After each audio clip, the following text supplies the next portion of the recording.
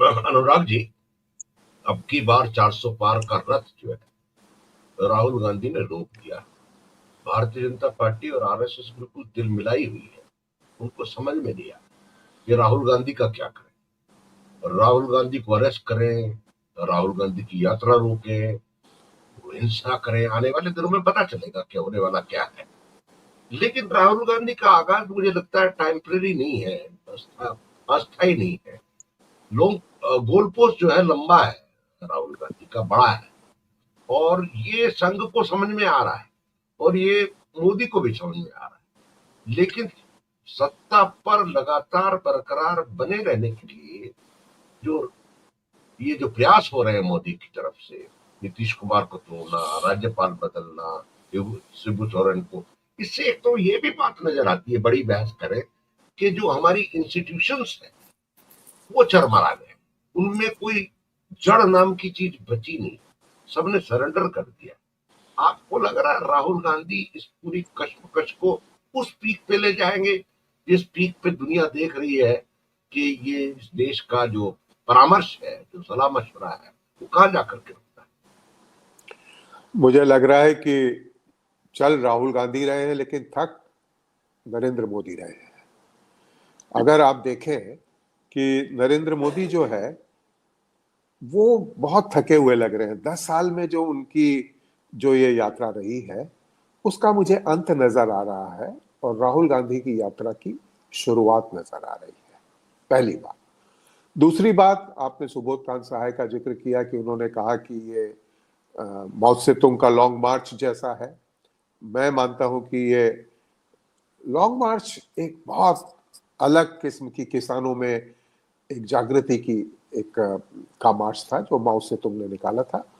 लेकिन उसको भी अगर आप ध्यान से देखेंगे तो उसमें काफी प्रतिरोध हुआ था, पत्थर मारे जाते थे, उनको रोका जाता था।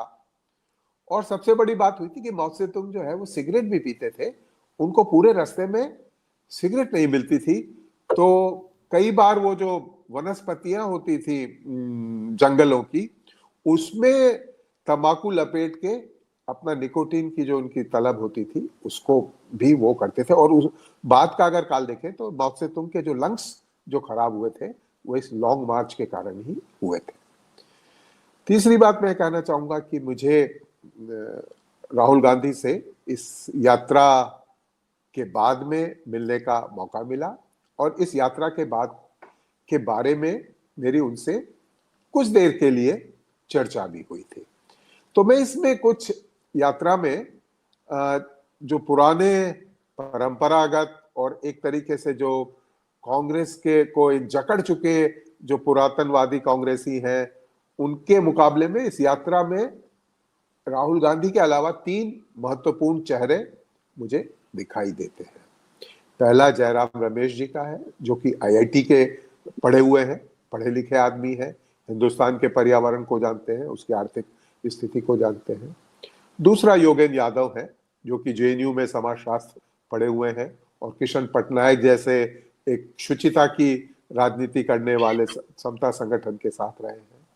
और तीसरे सीपीआई के कन्हैया कुमार हैं, जिन्होंने कि एक छात्र आंदोलन के जरिए अपनी राजनीति को किया और वामपंथी होकर कांग्रेस के साथ में आ गए हैं। तो सबसे बड़ी बात यह है कि उन्होंने अपनी टीम में जो है पढ़े लिखे लोगों को, जो कि हिंदुस्तान को एक नए रूप में समझना चाहते हैं, उसमें उनको शामिल किया है। क्योंकि अब हिंदुस्तान में लोकतंत्र, अगर इस यात्रा को अगर आप देखेंगे तो जैसे कहा जाता था, डॉक्टर लोहिया भी कहते थे, धूमिल भी कहते थे कि संसद जो अगर गूंगी हो जाती है तो सड़कें जो हैं उन पे आपको राजनीति करनी पड़ती है। तो ये राहुल गांधी जैसे व्यक्ति के लिए मुझे अभी भी बहुत अचंभा होता है, क्योंकि उन जैसे प्रोटेक्टेड आदमी के लिए, जो कि अपनी माँ की छाया में ज्यादा राजनीति करते रहते थे, तो वो इस बार, पिछली बार की यात्रा में शायद उनकी माता का थोड़ा असर भी दिखता था, लेकिन इस बार की यात्रा में वो एक स्वतंत्र रूप से अपनी राजनीति को मांझ रहे हैं और एक नया परिभाषा भी उसमें स्थापित कर रहे हैं। मैं विनोद जी की इस बात से सहमत हूं कि कर्नाटक और बाद में आंध्र प्रदेश इस राजनीति का ही एक फलित है, और साथ ही साथ राजस्थान जैसे, जहां पर कि अशोक गहलोत और पायलट में इतना कलह था, उसके बाद भी अगर 70 सीटें आ गई तो भी इसमें अभी भी मुझे लगता है कि यात्रा का इतना फल हुआ, 40% भी रहा, और सीटें भी उतनी नहीं घटी जितनी कि मुझे डर था। तो ये, और अगर इस यात्रा के बाद भी आंध्र प्रदेश और पूर्वोत्तर में वो कुछ हलचल पैदा करने में सक्षम होते हैं, तो ये एक उनकी राजनीतिक दबदबे के लिए एक दीर्घकालीन जो इसके फल होते हैं वो उनको मिल सकते हैं। और अब मुझे ऐसा लगता है कि उनकी यात्रा जब शुरू में हुई थी तो किसी ने लॉन्ग मार्च कहा, किसी ने दांडी मार्च कहा, किसी ने चंद्रशेखर की भारत जोड़ो से उसकी कल्पना की थी, लेकिन अभी भी मुझे लगता है कि ये यात्रा जो है, उनको जो संस्थाएं बनानी चाहिए थी, उनको जो पहली यात्रा के बाद जो जैसे गांधी जी आश्रम बनाते थे, तो अगर मोहब्बत की दुकान की पहले जब उन्होंने बात की थी, तो ये मोहब्बत की दुकान का मूर्त रूप क्या होगा, या मान लीजिए नौकरियों की बात उन्होंने बिहार में की थी, तो बिहार में काफी नौकरियां प्राप्त हुई, लोगों को मिला, और इसीलिए आप देख रहे हैं कि तेजस्वी जो है वो एक नए रूप में उसकी एक छवि बनी है। लेकिन मैंने जैसे शुरू में कहा, यात्रा राहुल गांधी कर रहे हैं, लेकिन आप देखिए हर जगह जो है, एक एक राज्य में जब वो पहुंच रहे हैं, क्योंकि 22 जनवरी का दिन जो था, भारत में लोकतंत्र बनाम धर्मतंत्र के रूप में मैं इसको याद रखना चाहूंगा, और भारतीय जनता पार्टी ने धार्मिकता की जगह एक सांप्रदायिकता का जो एक विष बोया है, वो बहुत ही लोकतंत्र के लिए एक खतरनाक कदम है। और ये मुझे लगता है कि जो लाल कृष्ण आडवाणी की जो रथ यात्रा थी, उससे भी ज्यादा विषाक्त और अंडर करंट्स जो हैं, क्योंकि ये जो था वो केवल धर्म का ही खेल नहीं था, इसमें सबसे बड़ी बात थी कैपिटल की। एक एक शहर में, जैसे मुंबई जैसे शहर में, अगर आप 7 करोड़ झंडे लगाते हैं, जहां की 1 करोड़ की आबादी है या 1.5 करोड़ की आबादी है, और पूरे के पूरे शहर को झंडियों से, राम मंदिर के झंडों से आप रंग देते हैं, और जो हिंदू का जो, और हिंदुस्तान का जो नारा था आरएसएस का, उसमें 2 चीजें, एक तो जो हिंदी भाषी क्षेत्र है और जो हिंदू मानसिकता है, उसको उद्वेलित करने की कोशिश करते हैं। और ये कोशिश जो होती है वो बड़ी पूंजी के सहारे हुई है। इसमें हमें ये देखना पड़ेगा कि ये जो पूंजी ये एनआरआईज की थी, जिसमें कि हर एक को एक एक शहर बांट दिया गया था, और आप देखिए बड़ी आइडेंटिकल थी। मैं जब शुरू में था तो